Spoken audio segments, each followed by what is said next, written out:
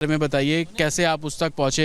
Delhi team गई, वहां पर छुपा हुआ था, कौन से इलाके में था, कौन मदद कर रहा था? संभल में हिंसात्मक घटना के प्रकरण में अभी तक लगभग 50 लोग अरेस्ट किए जा चुके हैं। इसमें से एक अदनान है जिसकी पहचान सीसीटीवी के माध्यम से हुई थी और यह दीपा सराय का रहने वाला है। बाटला हाउस दिल्ली से इसकी गिरफ्तारी हुई है। गिरफ्तार करके यह और उसके साथी जेल गया है, लेकिन इसके बैकग्राउंड के बारे में जानकारी की जा रही है कि किन स्थितियों में यह वहाँ पर था और इसके पीछे कौन सा मास्टरमाइंड है जिसके कहने पे यह वहाँ गया था।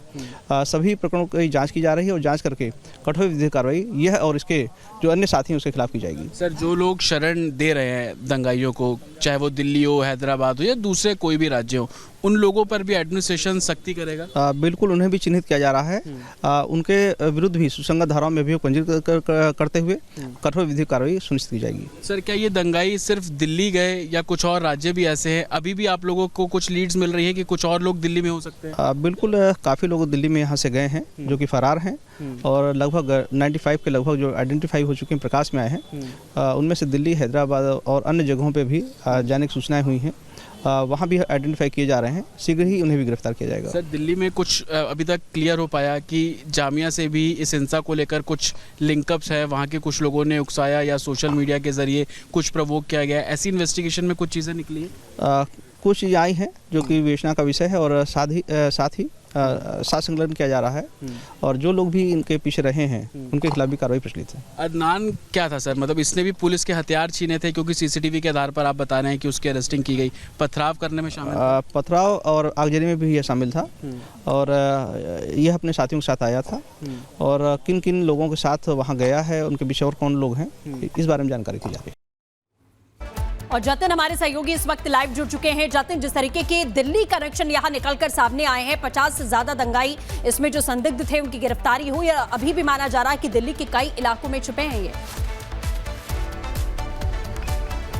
आज बिल्कुल, और यही कारण है कि संभल पुलिस की जो एक टीम इस समय दिल्ली में मौजूद है, चाहे वो ओखला इलाका हो, जामिया का इलाका हो, जाफराबाद का इलाका हो, इन सभी इलाकों में नजर बनाए हुए हैं। और जिस तरीके से एडिशनल एसपी ने रिपब्लिक भारत से बात करते हुए बताया कि कैसे हिंसा के बाद कुछ लोग दिल्ली की तरफ निकले और अदनान की जब गिरफ्तारी की गई तो वो जामिया के ही बाटला हाउस इलाके से गिरफ्तारी जो है वो अदनान की गई है। अदनान को लेकर दो बड़ी बातें अभी तक इन्वेस्टिगेशन में निकलकर सामने आई है। अदनान का घर दीपासराय इलाके में है, दीपासराय इलाके में ही जो संभल के सांसद है जियाउर रहमान, उनका घर भी है और अदनान का घर और सांसद के घर में महज 100 मीटर की दूरी है। तो क्या अदनान का सांसद के साथ कनेक्शन है इस हिंसा को लेकर? इसको लेकर अभी पुलिस इस पूरे मामले की जो जांच है वो कर रही है। और दूसरी सबसे बड़ी बात कि हिंसा वाले दिन का जो सीसीटीवी जिसके आधार पर अदनान की गिरफ्तारी की गई, उसमें अदनान अकेला नहीं है, उसके साथ के कुछ और लड़के हैं जो अभी भी फरार है।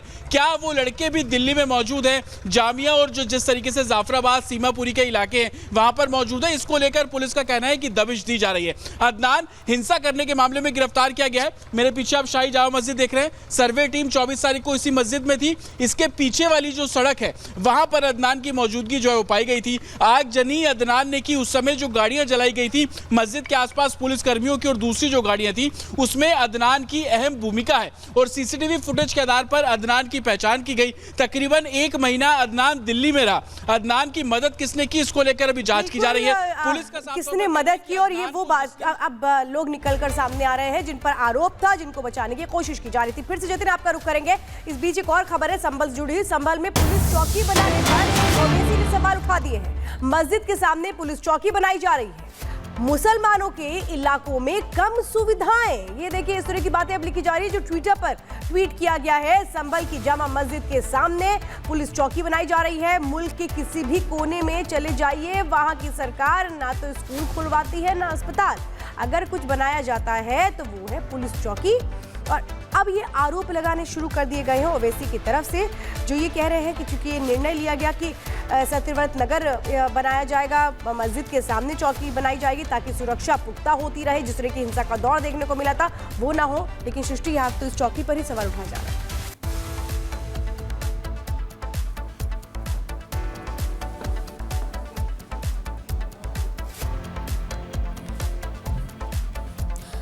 तो वैसे साहब को भले ही चौकी के निर्माण से परेशानी हो, लेकिन उत्तर प्रदेश के मुख्यमंत्री योगी आदित्यनाथ ने साफ कर दिया है कि सुरक्षा से किसी प्रकार का कोई समझौता बर्दाश्त यूपी में नहीं किया जाएगा। देखिए इस रिपोर्ट में।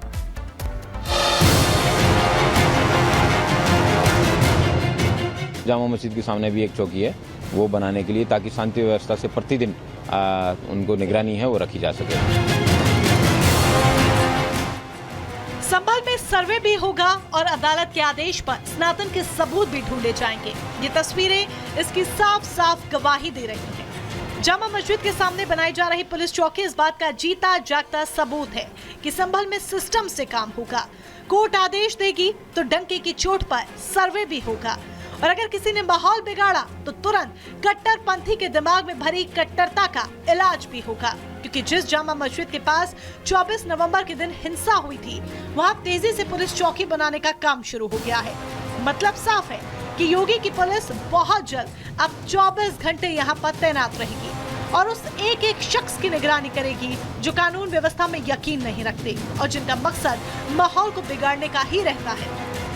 संभल की शाही जामा मस्जिद पे इस वक्त मैं मौजूद हूँ। आप तस्वीरें देख रहे हैं, ये शाही जामा मस्जिद का मेन दरवाज़ा है। सीढ़ियाँ चढ़ के हम शाही जामा मस्जिद की तरफ जाते हैं, लेकिन अब इस शाही जामा मस्जिद के ठीक सामने जो खाली मैदान है, वहाँ पर पुलिस चौकी जो है उसको बनाने का काम बहुत तेज़ी से किया जा रहा है। 10 कदम हम शाही जामा मस्जिद से चलते हैं तो आप ये जगह देख रहे हैं, ये दरअसल वो खाली जगह थी, खाली ग्राउंड था, और अब इस जगह पर पुलिस चौकी जो है वो बनाई जा रही है, जिसको लेकर खुदाई का जो काम है बहुत तेज़ी से यहाँ पर किया जा रहा है। आप देखेंगे तमाम जो बाउंड्री है उसको पूरे तरीके से खोद दिया गया है, नींव यहाँ पर डाली जाएगी और उसके बाद ये जो खाली जगह आप देख रहे हैं, इस जगह पर पुलिस चौकी बनेगी। इस चौकी का नाम सत्यव्रत चौकी होगा। जब से चौकी बननी शुरू हुई तब से संभल में एक अलग तरह की हलचल है। जो लोग शांति और अमन प्रिय हैं, वो तो चौकी बनने से खुश है, लेकिन जो लोग कानून को नहीं मानते, अदालत के आदेश को नहीं मानते और जिनके दिमाग में केवल कट्टरता भरी हुई है, उन्हें मस्जिद के सामने चौकी बनता देख शायद नींद भी नहीं आ रही होगी। जामा मस्जिद के सामने बन रही चौकी इस बात का सबूत है कि अब संभल में कुछ भी काम होगा तो वो कानून व्यवस्था के आधार पर ही काम किया जाएगा। पुलिस हर तैयारी कर रही है कि अगर शाही जामा मस्जिद को लेकर कोर्ट किसी भी तरीके का निर्देश देता है या सर्वे यहाँ पर कराया जाता है तो ये चौकी महत्वपूर्ण एक तरीके से काम करती हुई नजर आएगी। इस चौकी के जरिए आसपास के इलाकों में और यहाँ पर होने वाली हर मूवमेंट पर नज़र रखी जा सकती है। साथ ही इस पूरे इलाके में लॉ एंड ऑर्डर सिचुएशन को मैनेज करने के लिए भी ये चौकी बहुत महत्वपूर्ण रोल अदा करती नजर आएगी।